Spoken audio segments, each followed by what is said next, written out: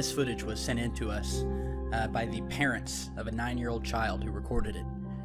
Apparently, this craft had been following this child from overhead for weeks.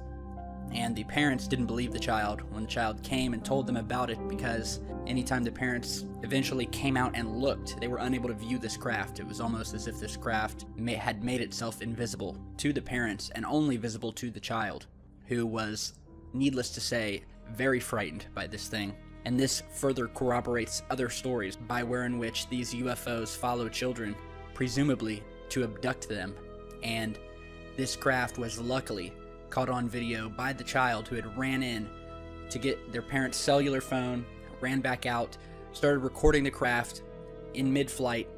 You can see the craft shapeshifts, it changes direction, it stops in thin air, before finally dematerializing into thin air. This craft was also witnessed by a second source, the neighbor of the original source, who was across the street doing yard work outside, who also saw the craft and pulled their camera out for a quick last-minute photograph directly before the craft dematerializes.